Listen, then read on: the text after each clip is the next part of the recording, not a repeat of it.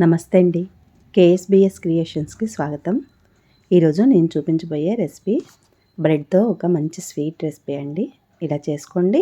ఒక 3-4 రోజుల పాటు నిల్వ ఉంటుంది. చాలా టేస్టీగా ఉంటుందండి. చేసుకోవడం కూడా చాలా తేలిక. దీనికోసం నేను ఇక్కడ ఒక 6 వరకు బ్రెడ్ పీసెస్ని తీసుకున్నాను. వీటిని పెనం మీద ఇలా నెయ్యి వేసుకుంటూ అటు ఇటు ఎర్రగా అయ్యే వరకు వేయించుకోవాలి. నెయ్యి కూడా ఎక్కువేమీ పట్టదండి, 1 స్పూన్ పడుతుంది అంతే. అలాగే వీటిని మీరు నూనెలో కూడా డీప్ ఫ్రై చేసుకోవచ్చండి, కానీ నూనె ఎందుకని నేను నెయ్యితో ఇలా పెనం మీదే కాల్చుకుంటున్నాను. వీటిని ఇలా ఎర్రగా కాల్చుకున్న తర్వాత ఇలా ముక్కలుగా చేసుకోవాలి. ఈ విధంగా ముక్కలు చేసుకునేటప్పుడు టక్కిమని విరిగిపోతాయండి.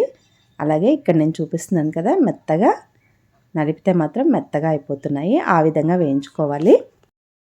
ఫ్లేమ్ని లోలో పెట్టి వేయించుకున్నారంటే మీకు ఈ విధంగా క్రిస్పీగా వేగుతాయి. ఇలా వేగిన వాటిని మిక్సీ జార్లో వేసుకొని ఇలా మెత్తగా పొడి చేసుకోవాలి. తర్వాత స్టవ్ పై ఒక కళాయి పెట్టుకొని దాంట్లోకి ఒక చిన్న కప్పు బెల్లం వేసుకోవాలి. మనం మిక్సీ పట్టుకున్న బ్రెడ్ పొడి 1 కప్పు ఉందనుకోండి, దానికి 1/2 కప్పు వరకు బెల్లం వేసుకుంటే సరిపోతుంది.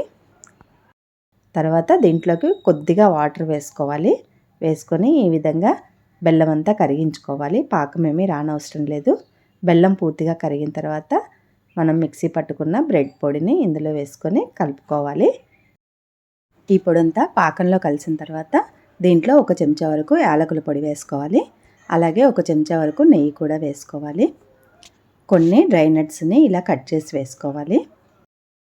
ఇవన్నీ వేసాక 1 నిమిషం పాటు కలుపుకున్నామంటే మనకి ఇది దగ్గర పడుతుంది. ఇది దగ్గర పడటానికి ఎక్కువ సమయం పట్టదండి, 1 నిమిషం పడుతుంది అంతే.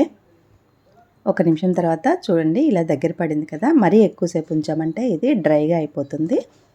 స్టవ్ ఆఫ్ చేసుకొని ప్లేట్లోకి సర్వ్ చేసుకోవడమే. టేస్ట్ అయితే చాలా బాగుంటుందండి, ఒకసారి ట్రై చేయండి. మొత్తం నెయ్యితోనే చేసాం కాబట్టి నెయ్యి టేస్ట్ చాలా బాగుంటుంది. అంతేనండి. రెసిపీ నచ్చితే మాత్రం లైక్ చేయండి, షేర్ చేయండి, సబ్స్క్రైబ్ చేయండి. Thank you.